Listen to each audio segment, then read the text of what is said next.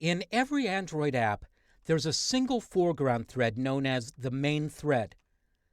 This thread manages the user interface. All visual elements such as layouts and widgets are a part of the main thread, and most of the code that you write in an activity class is executed on that thread. But it's only a single thread, which means only one thing can be happening at a time. When you need to do things in an Android app that might take a few seconds, such as a network request, you have to make sure you're not blocking the main thread.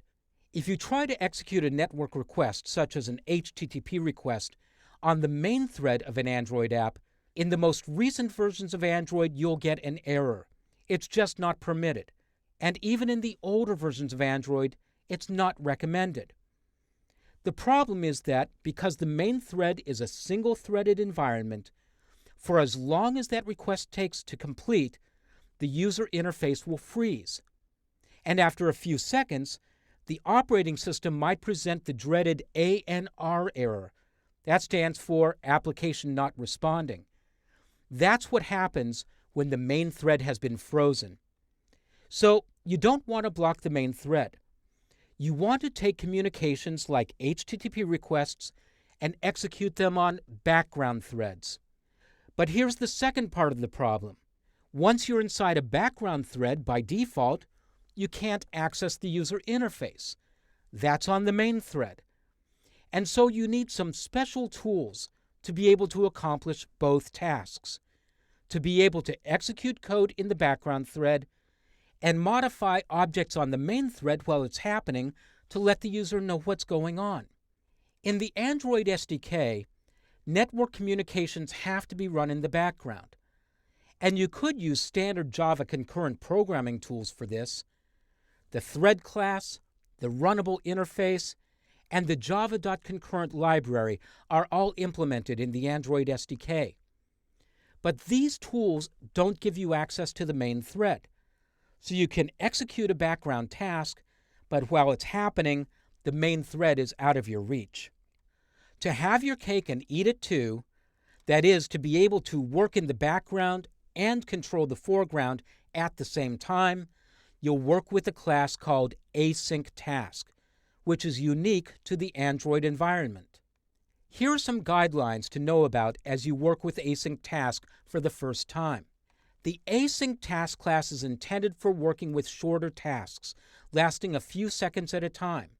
If you need to do something that takes a longer time, 15 or 20 seconds, you should look at other architectures in the Android SDK. Also, each instance of an async task object can only be executed once. To use async task, you'll subclass it.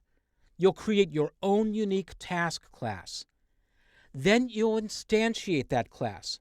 You'll create an instance of it, and you'll execute that instance of the class. Once that task has been executed, that instance or object is done. You can discard it. You just let go of the reference and let it be garbage collected. If you want to execute the task again, you create another instance of the same class and execute that.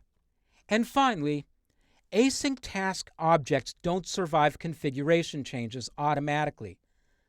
The most commonly known of these is the orientation change, the change that results when the user changes a device from portrait to landscape or back again. If your app needs to be really stable and you need to support multiple configurations, you'll need to do some additional work beyond what I show in this course. For example, you might attach the async task object to a fragment that doesn't go away when the orientation changes. But those are more advanced architectures.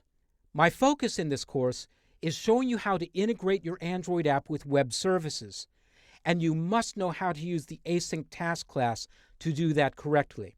So in the following movies, I'll show you how to use the async task class, how to execute tasks serially or in parallel, and how to report the progress of a task from the background thread so the user can see what's happening in the foreground thread.